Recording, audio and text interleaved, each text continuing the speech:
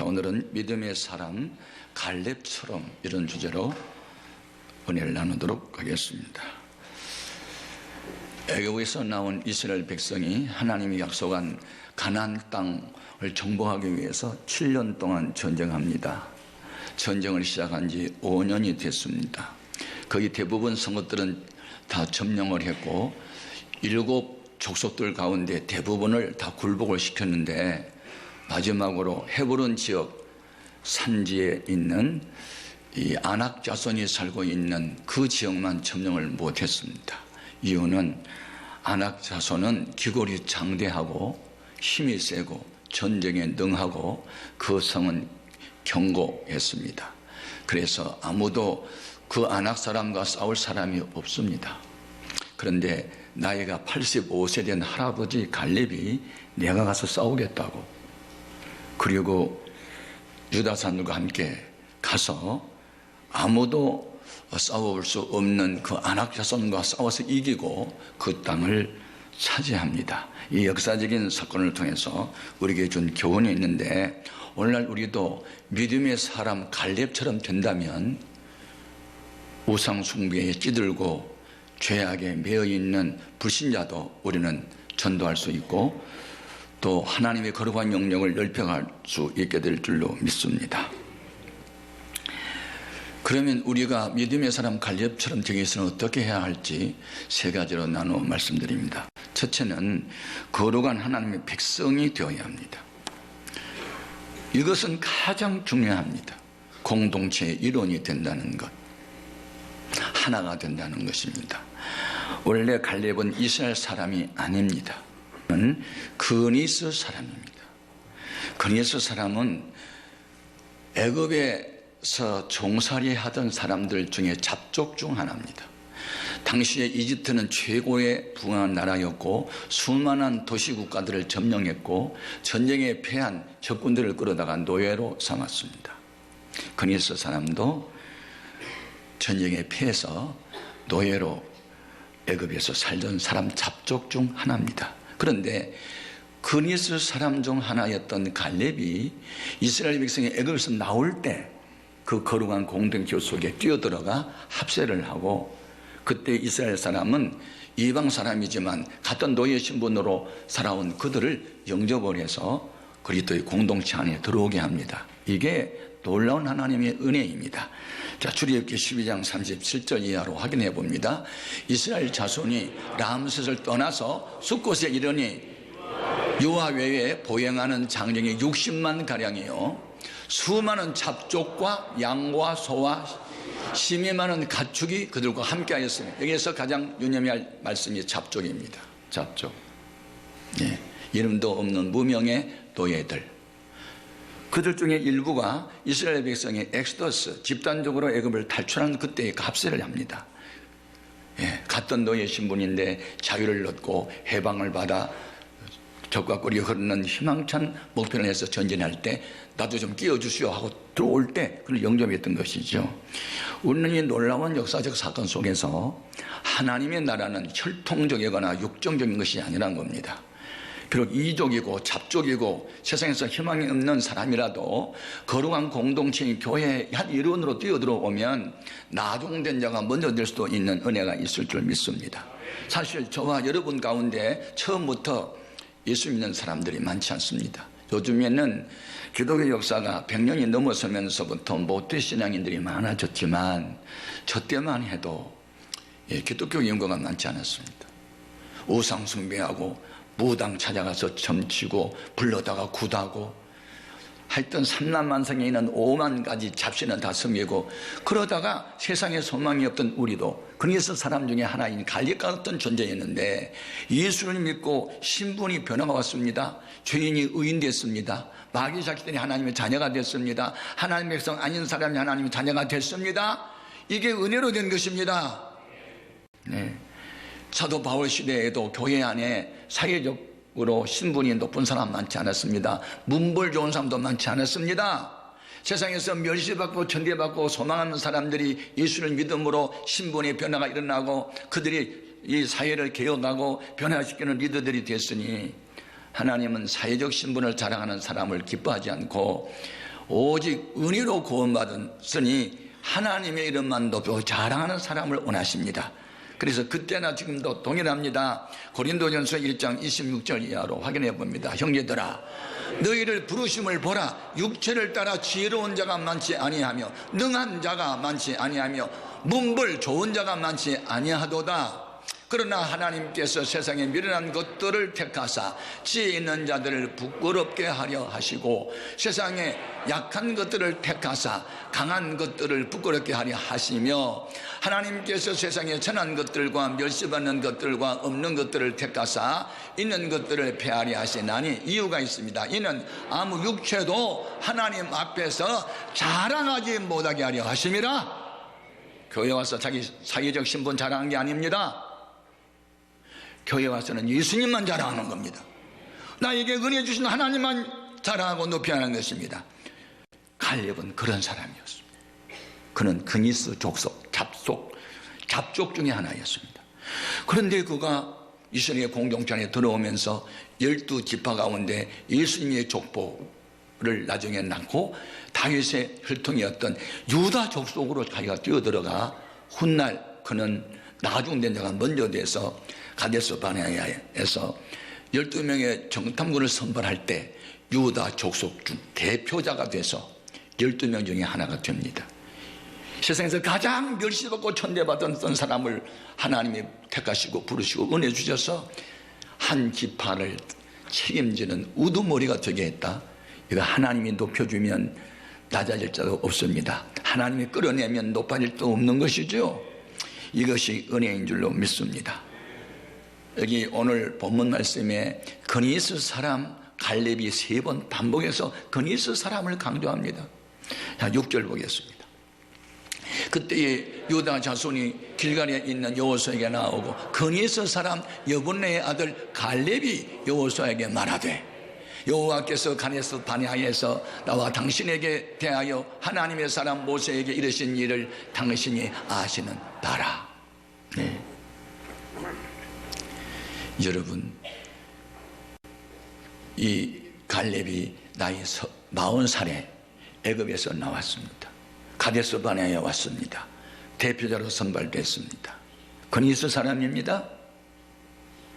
그런데 지금 여호수아는 같은 동료였는데 그는 총사령관 지도자가 되고 자기는 그를 받들어 섬기는 하나의 충신되어 있습니다. 은혜를 받은 사람은 나이와 동기를 따지지 않습니다. 하나님이 세우신 위기의 질서 앞에 복종합니다. 이것이 은혜를 제대로 받은 사람의 모습인 줄 믿습니다. 교회 와가지고 뭐 사회적 신분을 가지고 따지거나 나이를 따지거나 그건 육신의 사람들이 하는 것이고 영에 속한 사람은 그와 아무 상관없습니다. 과거에 친구였고 동료였는데 지금은 여호수아는 모세의 후계자가 됐고 자기는 그걸 받들어 섬기는 충신 중에 하나가 됐으니 그래도 그는 여호수아를 하늘처럼 받들고 섬깁니다. 이런 겸손한 자. 그리고 그는 무엇을 기억합니까? 45년 전에 있었던 일을 기억합니다. 어떤 일? 하나님이 우리에게 주셨던 말씀.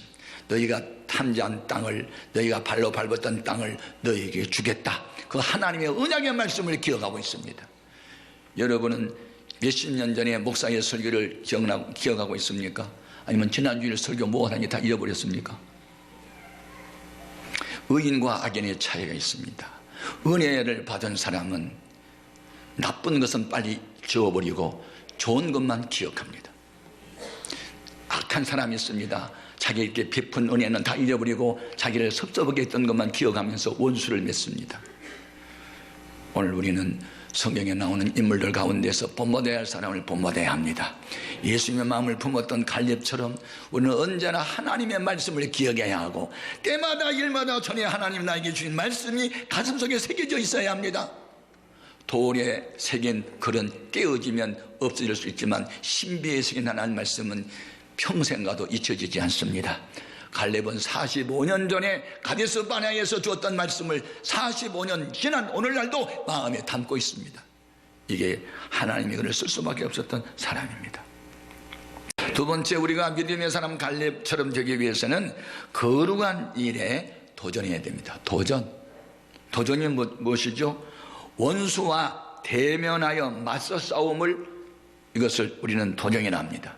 원수가 누굽니까? 안악 자손. 반드시 누군가는 점령해야 할 헤브론 땅. 그들이 두려워 아무도 나서지 않을 때 내가 나가 싸우겠습니다. 내가 사명의 십자가를 지겠습니다.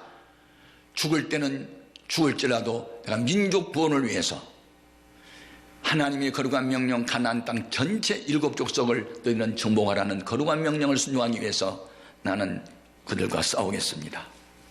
이런 도전 정신이 있을 때 하나님은 그들과 함께 하시고 싸움에 이기게 하시고 후손들까지 복을 주시는 줄로 믿습니다.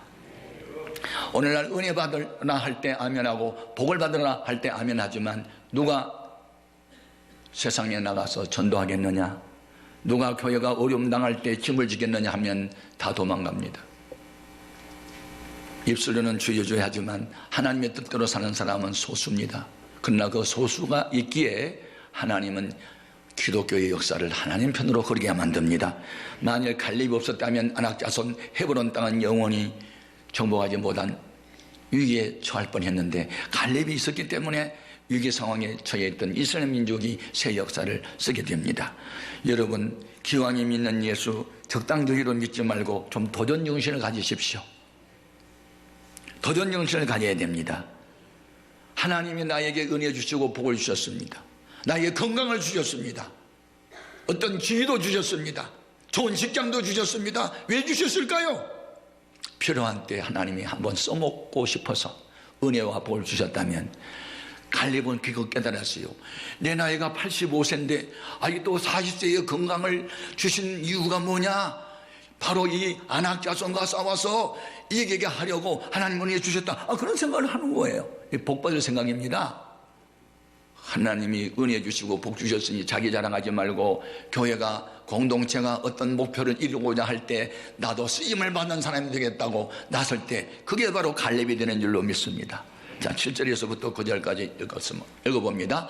내 나이 40세에 여호와의 종 모세가 가데스 바네아에서 나를 보내어 이 땅을 정탐하게 하였으므로 내가 성실한 마음으로 그에게 보고하였고 나와 함께 올라갔던 내 형제들은 백성의 간담을 높게 하였으니 나는 내 하나님 여호와께 충성하였으므로 그날에 모세가 맹세하여 이르되 네가 내 하나님 여호와께 충성하였은즉 네 발로 밟은 땅은 영원히 너와 네 자손의 기업이 되리라 하였나이다. 그때 12명의 정탐꾼 가운데 10명은 순전한 백성들을 선동해가지고 부정적인 생각으로 나아가게 만듭니다. 어떻게? 우리가 가나안 땅에 갔더니 헤브론 지역 산지에 안악자손이 살고 있었습니다. 얼마나 키가 크는지 우리가 이렇게 지켜봐야만 보입니다. 키가 얼마나 크고 힘이 센지 몇 사람이 덤벼도 못 이깁니다. 아유, 그들과 싸울 수 없습니다. 거기 가서 싸워 죽느니 차라리 여기서 죽는 게 낫겠습니다. 이러면서 하나님의 약속은 다 기억도 없이 현실적인 문제만 가지고 인간의 생각만 가지고 못합니다. 가면 죽습니다. 죽으려고 갑니까? 죽으려면 차라리 광야에서 죽는 게 낫겠습니다. 이렇게 해가지고 많은 사람들의 간담을 서늘하게 만들고 하나님을 의심하게 만들고 모세를 원망하게 만들고 한 장관을 세워서 애굽으로 가자고 당을 짓고 그때의 갈렙은 아닙니다. 그들은 우리 밥입니다. 여호와의 약속이니 우리는 반드시 올라가 그 땅을 찾아야 됩니다. 하나님이 우리와 함께하면 이길 수 있습니다. 이렇게 긍정적인 말을 했습니다.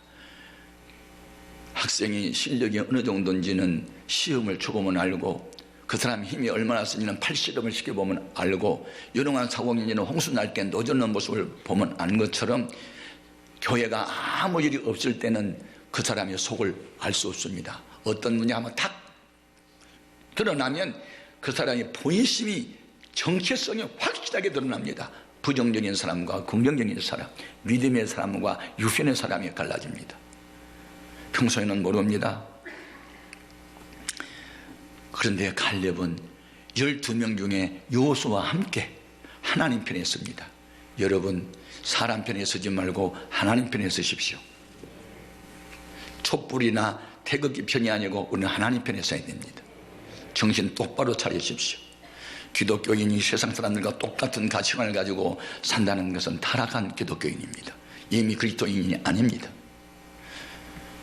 링컨이 대통령 되고 하는 말이 있습니다. 그 밖에 크리스찬으로서의 독실한 사람들, 백성을 향해서 한 연설문 가운데 정부가, 대통령이 여러분을 위해서 무엇을 할까를 요구하지 말고 우리가 정부를 위해서 무엇을 할까를 생각하십시오.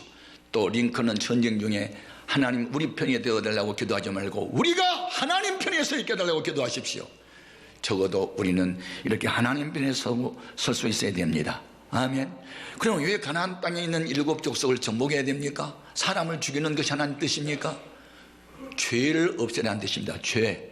가나안 7 족속은 한결같이 우상 숭배하고 있습니다. 귀신 앞에 제사합니다. 그래서 그들하고 결혼하면 안 된다는 겁니다. 그들하고 섞어 살다 보면 금묵자학이다. 먹을 가까이 하면 먹물이 튀긴다. 그러므로 그들을 없애버리는 겁니다. 사람을 죽이라는 것이 아니고 죄악을 없애라는 뜻입니다. 아멘입니까? 오늘날 기독교 신자가 불신자하고 결혼하면 안 됩니다. 그 사람을 전도하면 다행이지만 보통 끌려가 버립니다. 그래서 성경에 나오죠. 신명기 7장 2절 이하 같죠. 내 하나님 여호와께서 그들을 내게 넘겨 내게 치게 하시리니 그때에 너는 그들을 진멸을 할 것이라. 그들과 어떤 언약도 하지 말 것이요 그들을 불쌍히 여기기도 말 것이며 또 그들과 혼인하지도 말지니 네 딸을 그들의 아들에게 주지 말 것이요 그들의 딸도 네 며느리로 삼지 말 것은 그간의 아들들을 유혹하여 그가 여호와를 떠나고 다른 신들을 섬기게 하므로 여호와께서 너희에게 진노하사 갑자기 너희를 멸하실 것입니다.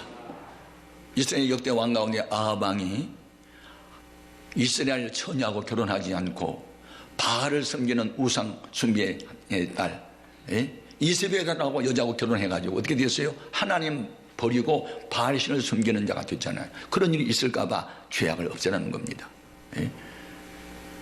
제 목회생활 가운데 예수 믿지 않은 처녀하고 결혼한 남자가 거의 다 타락의 길로 다 가버렸습니다. 오히려 여자가 잘 믿어서 남편을 교회에 데려오는 경우는 많습니다. 여러분 기억하십시오. 여자가 훨씬 더 셉니다.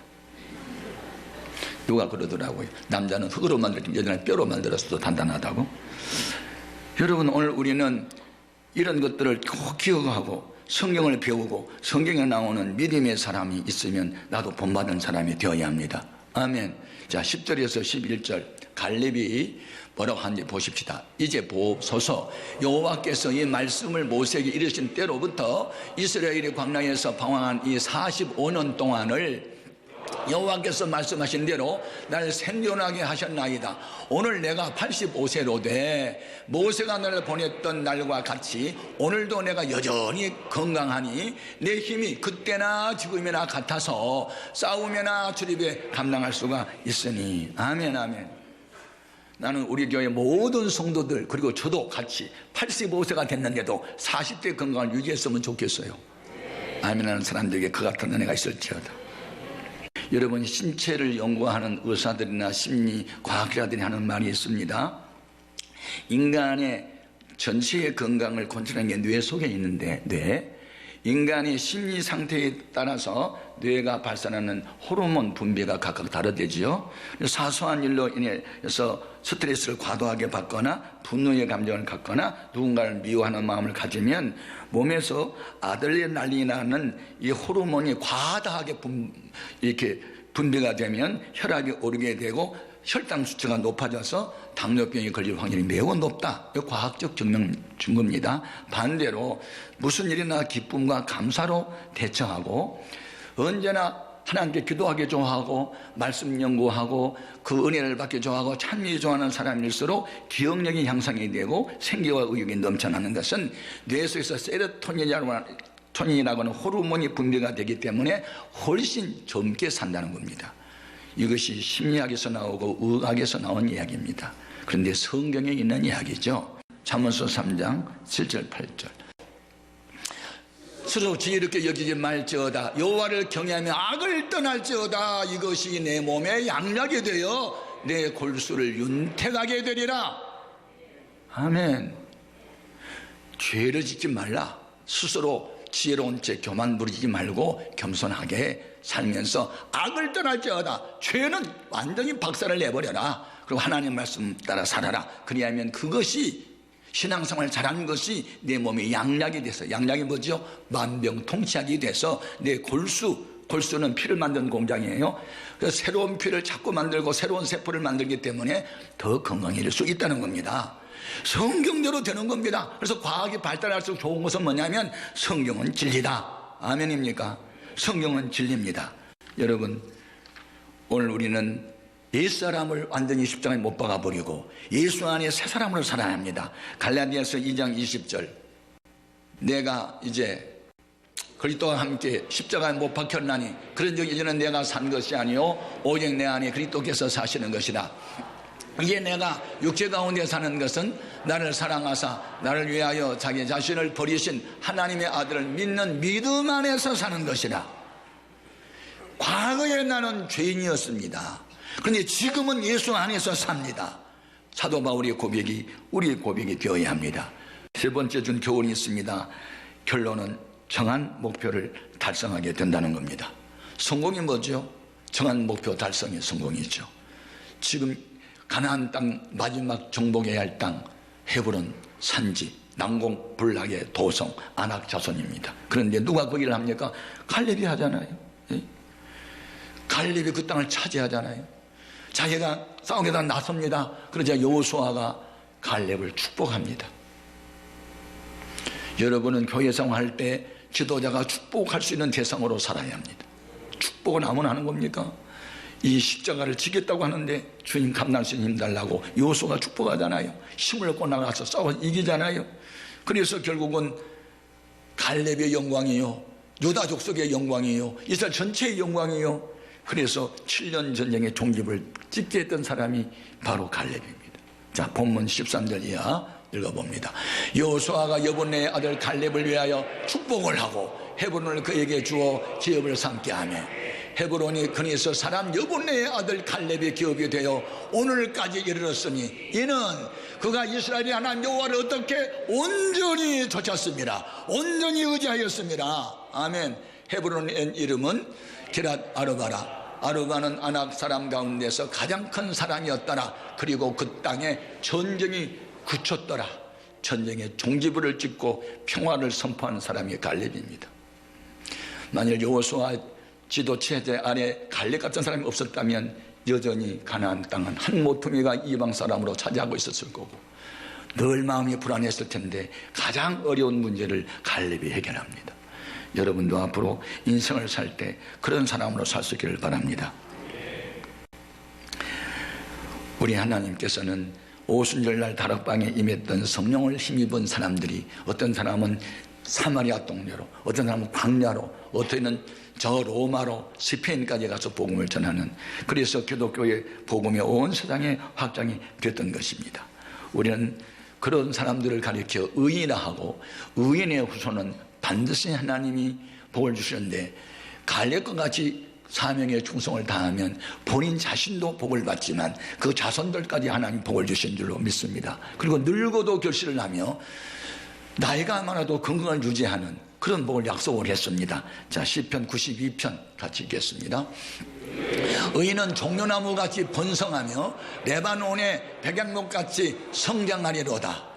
이는 여호와의 집에 심겼으며 우리 하나님의 뜰 안에서 번성하리로다. 그는 늙어도 여전히 결실하며 진액이 풍족하고 빛이 청청하니 여호와의 정직하심과 그의 방해주심과 그에게는 불의가 없음이 선포되리로다. 아멘.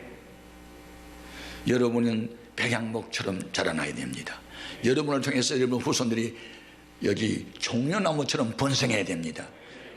바르게 사십시오. 하나님 앞에서 사명자로 사십시오. 그러면 늙어도 결실하며 그 잎이 청청하며 늙어도 결실하는 이 갈렙의 하나님이 우리의 하나님 될 줄 믿습니다.